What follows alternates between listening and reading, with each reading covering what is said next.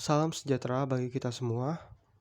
Kami dari kelompok 5 pada kali ini berkesempatan untuk membawakan sebuah presentasi tentang pasar persaingan sempurna dan asumsinya.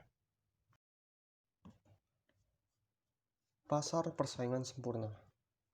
Pasar adalah tempat terjadinya interaksi antara konsumen dan produsen, yang dimana masing-masing memberikan penawaran dan permintaan. Permintaan menggambarkan keinginan konsumen, sementara penawaran menggambarkan keinginan produsen atau penjual. Konsumen lebih menyukai harga yang murah. Sebaliknya, produsen lebih menyukai harga yang mahal. Pertemuan antara konsumen dan produsen sehingga bertemu dalam titik equilibrium sebagai harga transaksi, itulah yang disebut terjadinya pasar. Dengan kata lain, dalam garis besar dapat dipahami bahwa pasar adalah terjadinya transaksi harga yang disebabkan oleh produsen dan konsumen sehingga bertemu di titik equilibrium.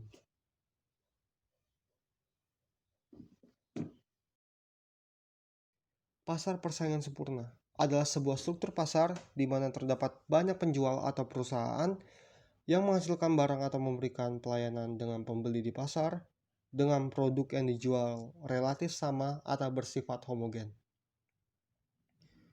Pasar persaingan sempurna juga adalah model pasar yang paling klasik dan paling sering digunakan dalam analisis ilmu ekonomi. Merupakan model yang dianggap sebagai teori dan juga digunakan secara luas untuk memprediksi keadaan ekonomi. Pasar persaingan sempurna dapat didefinisikan sebagai struktur pasar atau industri di mana terdapat banyak penjual dan pembeli, di mana mereka tidak dapat mempengaruhi keadaan di pasar. Pasar persaingan sempurna juga merupakan struktur pasar yang dianggap paling ideal karena struktur pasar ini menjamin terwujudnya kegiatan produksi barang atau jasa yang paling optimal atau efisien.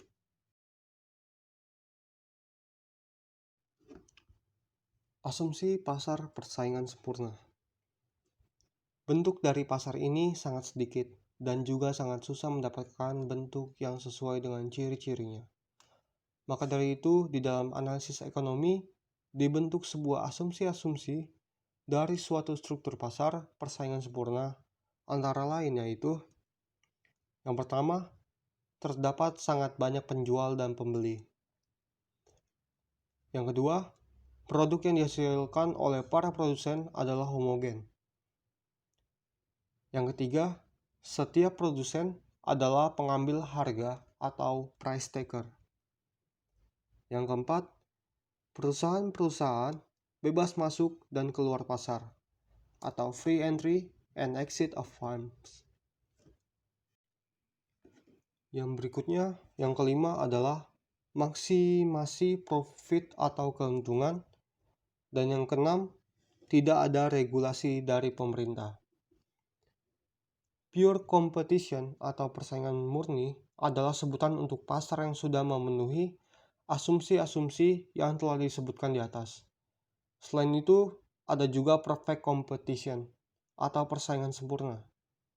Untuk memenuhi bentuk pasar ini, dibutuhkan asumsi-asumsi tambahan, yaitu seperti: yang pertama, mobilitas faktor-faktor produksi sempurna. Dan yang kedua, pengetahuan sempurna atau perfect knowledge. Ciri-ciri pasar persaingan sempurna. Dalam pelaksanaannya, struktur organisasi yang digolongkan terhadap persaingan sempurna yang murni itu sulit untuk atau tidak mudah ditentukan. Beberapa yang ada adalah yang mendekati ciri-ciri dari struktur pasar persaingan sempurna. Adapun ciri-ciri pasar persaingan sempurna, yakni sebagai berikut. Yang pertama, banyak pembeli atau perusahaan dalam pasar. Yang kedua, penjual dan pembeli tidak mampu menentukan harga. Yang ketiga, penjual atau perusahaan dapat dengan mudah masuk ataupun keluar dari pasar.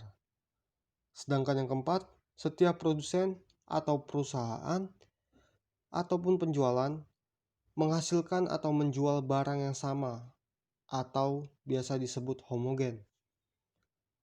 Yang kelima adalah pembeli mempunyai pengetahuan yang sempurna tentang keadaan di pasar. Pasar persaingan sempurna. Dengan demikian, dalam pasar persaingan sempurna, jumlah perusahaan sangat banyak dan kemampuan perusahaan dianggap sedemikian kecilnya sehingga tidak mampu mempengaruhi pasar. Pada pasar ini, kekuatan permintaan dan kekuatan penawaran dapat bergerak secara leluasa. Harga yang terbentuk benar-benar mencerminkan keinginan dari produsen maupun konsumen. Masing-masing pembeli dan penjual menerima tingkat harga yang terbentuk di pasar sebagai suatu fakta yang tidak dapat diubah. Bagi pembeli, barang atau jasa yang ia beli merupakan bagian kecil dari keseluruhan jumlah pembelian masyarakat. Demikian juga bagi penjual. Bila penjual menurunkan harga, maka ia akan mengalami kerugian. Sedangkan bila menaikkan harga, pembeli akan lari kepada penjual lainnya. Bentuk pasar persaingan sempurna banyak terdapat terutama dalam bidang produksi dan perdagangan hasil pertanian yang biasanya dijual dalam suatu pasar yang sejenis atau homogen, seperti di pasar induk. Dari ciri-ciri dan asumsi yang diberikan, maka dapat dilakukan analisis equilibrium atau keseimbangan produsen ataupun perusahaan di dalam jangka pendek dan jangka panjang. Equilibrium produsen dicapai pada saat perusahaannya mencapai keuntungan maksimum. Dan kondisi di mana equilibrium dicapai adalah pada saat yang pertama, semua perusahaan dalam posisi equilibrium. Dan yang kedua, jumlah produksi semua perusahaan tersebut sama dengan jumlah permintaan semua konsumen.